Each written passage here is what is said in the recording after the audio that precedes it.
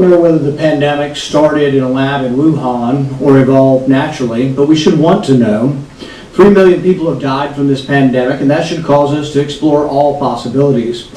Instead, government authorities, self-interested in continuing gain-of-function research, say there's nothing to see here.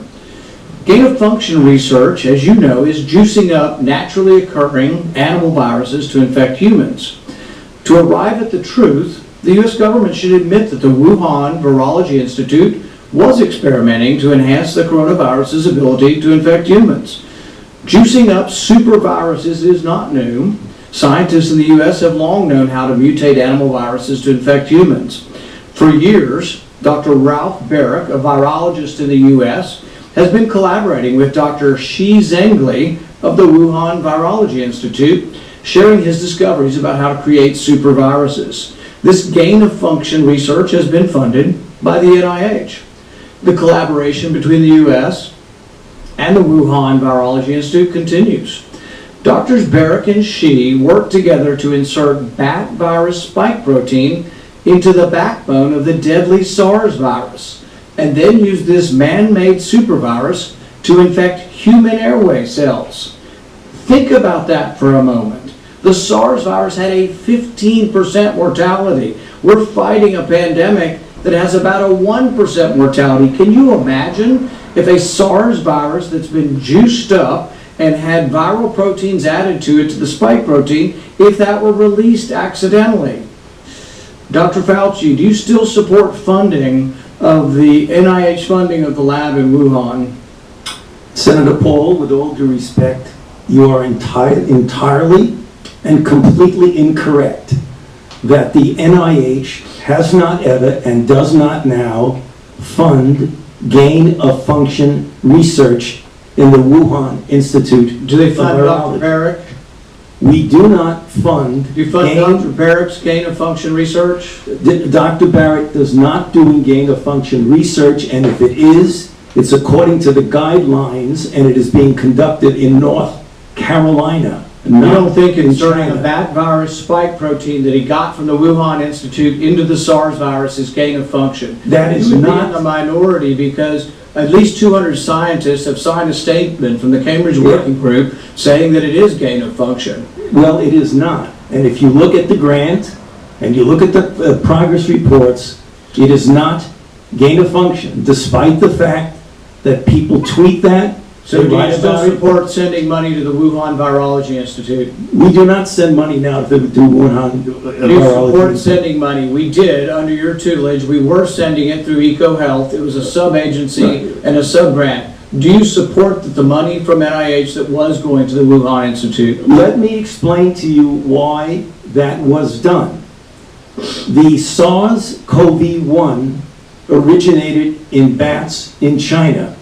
It would have been irresponsible of us if we did not investigate the bat viruses and the serology to see who might have been infected. Or perhaps it would be irresponsible to send it to the Chinese government that we may not be able to trust with this knowledge and with this incredibly dangerous viruses. Government scientists like yourself who favor gain-of-function research. I don't favor gain-of-function research in China. You are saying things that are not correct. Government defenders of gain-of-function, such as yourself, say that COVID-19 mutations were random and not designed by man. But interestingly, the technique that Dr. Baric developed forces mutations by serial passage through cell culture that the mutations appear to be natural. In fact, Dr. Baric named the technique the no-see-em technique because the mutations appear naturally. Nicholas Baker in the New York Magazine said nobody would know if the virus had been fabricated in a laboratory or grown in nature. Government authorities in the U.S., including yourself, unequivocally deny that COVID-19 could have escaped a lab. But even Dr. Shi in Wuhan wasn't so sure. According to Nicholas Baker, Dr. Shi wondered, could this new virus have come from her own laboratory? She checked her records frantically and found no matches. That really took a load off my mind, she said. I had not slept for days. The director of the gain-of-function research in Wuhan couldn't sleep because she was terrified that it might be in her lab. Dr. Baric, an advocate of gain-of-function research, admits The main problem that the Institute of Virology has is the outbreak occurred in close proximity. What are the odds? Barrick responded, could you rule out a laboratory escape? The answer in this case is probably not. Will you, in front of this group, categorically say that the COVID-19 could not have occurred through serial passage in a laboratory? I do not have any accounting of what the Chinese may have done, and I'm fully in favor of any further investigation of what went on in China. However, I will repeat again, the NIH and NIAID categorically has not funded gain-of-function research to be conducted in the Wuhan Institute of Virology. You support it in the U.S. We have 11 labs doing it, and you have allowed it here. We have a committee to do it, but the committee has granted every exemption.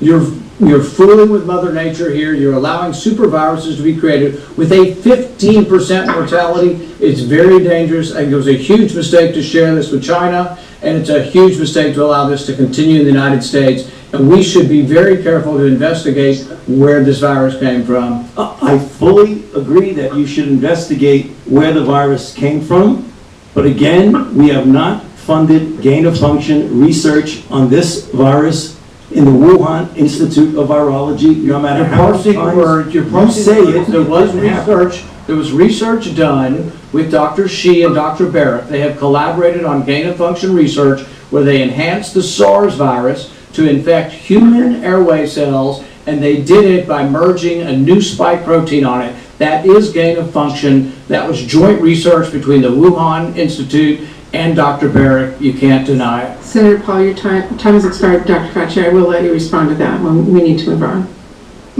Excuse me? I will allow you to respond to that, and then we'll move on.